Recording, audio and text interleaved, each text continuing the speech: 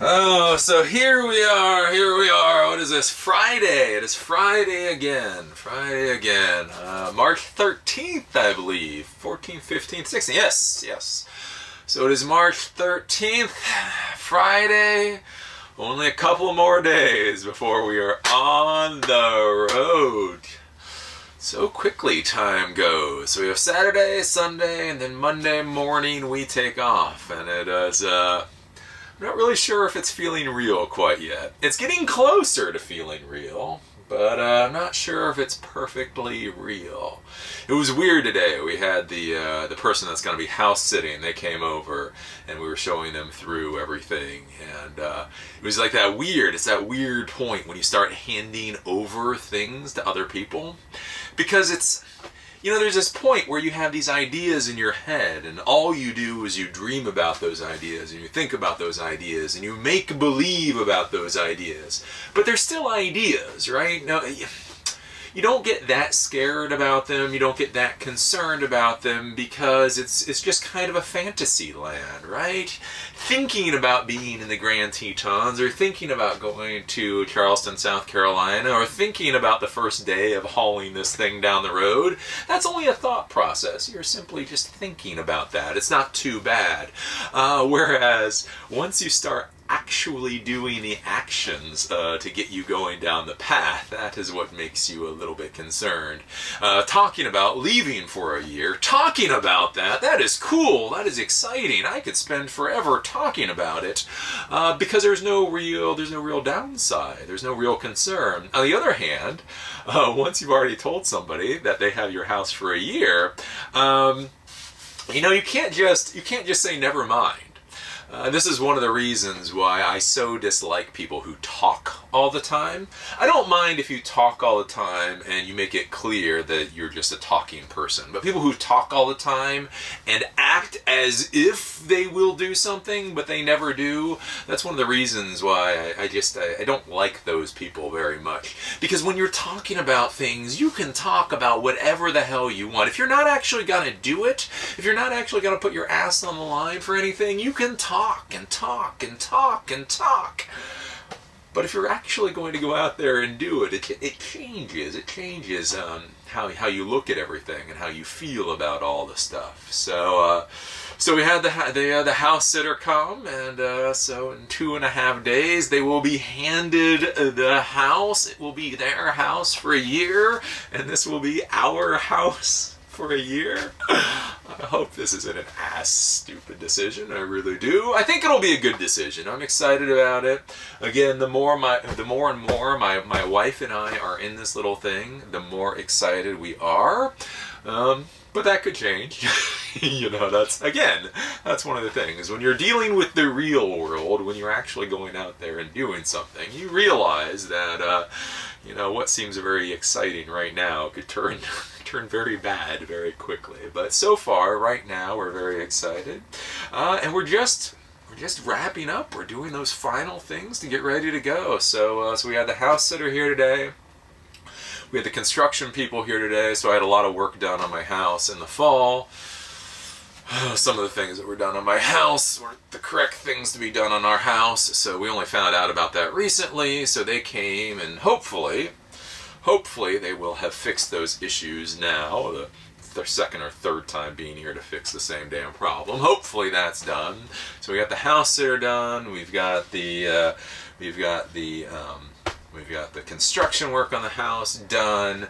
We've talked with our insurance agent, so we're getting a little bit of extra insurance for the trailer. Again, some of that real world advice, things that you don't think about, is apparently, this is very curious with things like trailers, is when the trailer is connected to your vehicle, the trailer is covered by the vehicle's insurance.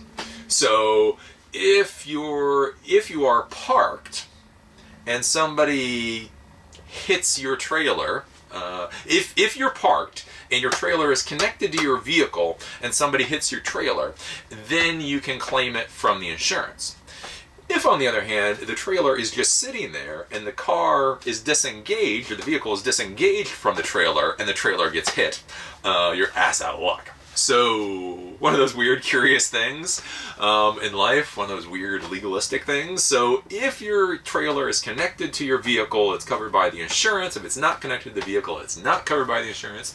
So, we called the insurance agent today, and so we got a little bit extra insurance for this thing, just in case anything happens. It doesn't cost very much per year, a couple $100 or something. So, I figure it is well worth it, especially something like this being semi-vehicular, being that it has wheels, in case there's some night I'm really tired and forget to put the chocks in or something and it goes rolling down the hill. It's nice to know you have insurance in case your trailer goes randomly rolling down hills. You know what I'm saying? So we got the trailer, or we got the insurance.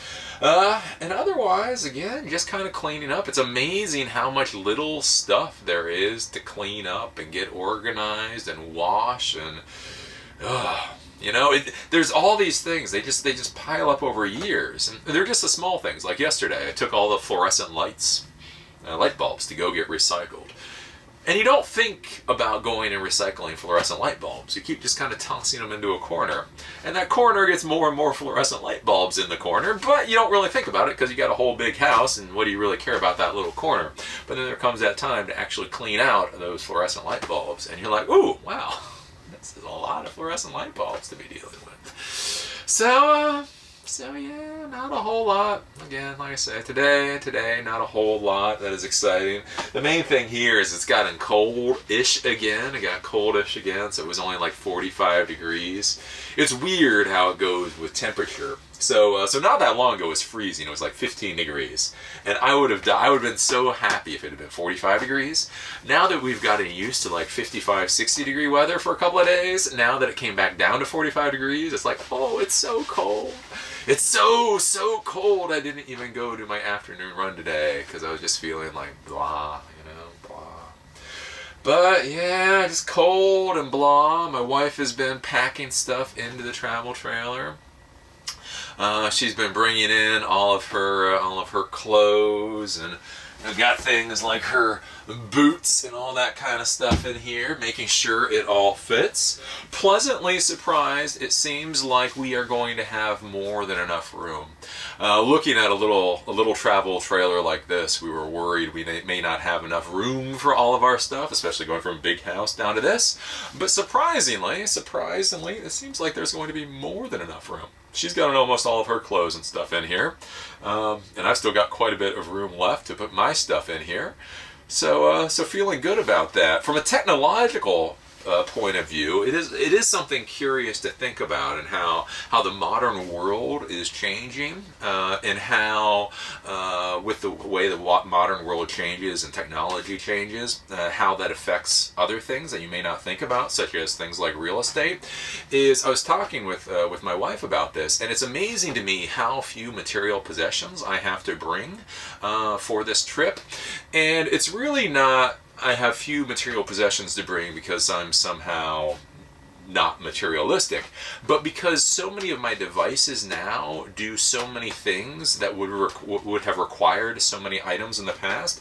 So I have a paper-white Kindle. I like Kindles. I've had Kindles since Generation 1. Kindles are the best ebooks out there. But I have my little paper-white Kindle, and that little paper-white Kindle literally has all my books, it has all my magazines, it has The Economist, it has a Wall Street Journal, it has everything in just this little thing, right? I have my laptop computer, I have movies on there. Try not to watch too many movies and stuff on the road, but it has the movies, it has my ability to do video editing, it has all that kind of stuff on there. I have a tablet computer. It's amazing just to look at my technology, and in something, I don't know, about 5 times as thick as this and about as big as it, I have all the items that used to require a lot of space. So literally in just a small little area, I have what used to, it would take a couple of books to be that much space, and now you can just take all of those items. And it's interesting because you think about big houses and you think about all this big real estate, and it wasn't that long ago that we needed big bookshelves. I mean, both my wife and I, we used to collect books. When we got married, we both had huge book collections until we got Kindles, and then realized that was kind of ridiculous. And so now, instead of having between the two of us, we probably had 5 or 6 full size, 5, 6 foot bookshelves. That's what we used to have. And now we have 2 tiny little Kindles.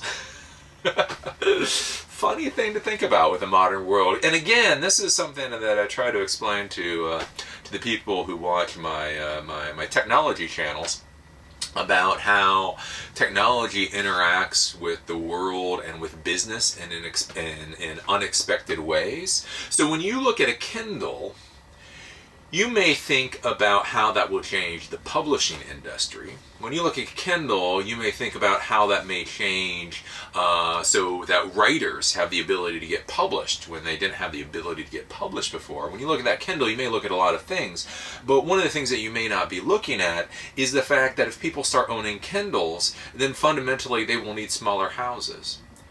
How does having a Kindle relate to real estate sales? It's this type of thing to start thinking about with technology. And for us, as I say, we have our cooking stuff in here, we have our clothes, but then as far as like personal entertainment and all that stuff goes, that just fits into one little small nothing of a space. Really, it's kind of interesting, I'll say. So yeah, that is about it. Been talking to you guys for a while. I just want to get on the road. I want to get on the road, start having some excitement, showing you guys some really, really cool stuff, some beautiful views and scenery, and start having some experiences. The waiting is always what's so hard with these kind of adventures. Because no matter what adventure you have, there's always going to be the point where you kind of think about the adventure, and then you decide to go on the adventure. And then almost no matter what, it's going to take you time from when you decide to go on the adventure until when you can actually go. So with us, we've been talking about this for a while now. So, first you have to decide to do something like buy a trailer. So we decided that, I guess, a month and a half ago, and then we actually went out and we bought a trailer, and we did that about a month ago, and then we got the trailer, and that was like 2 weeks ago, and I was slowly just slogging along, so that we can finally be ready for Monday. Monday. So that's all there is, because it's kind of cold out here. It's kind of cold. So I'm gonna go inside, eat some food. That's the thing where that's the big project now, is we're trying to, and other things you don't think about, but we're trying to eat through the food in our pantry and refrigerator, which unfortunately means I don't have the best meals right now. Because again, you just build up all this food. You buy dried food and you throw it in the pantry. You buy food and you throw it in the refrigerator.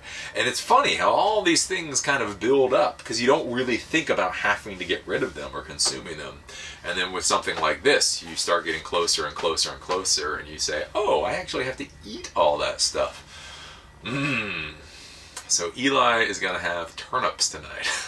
I'm going to have a lot of maybe turnip and potato.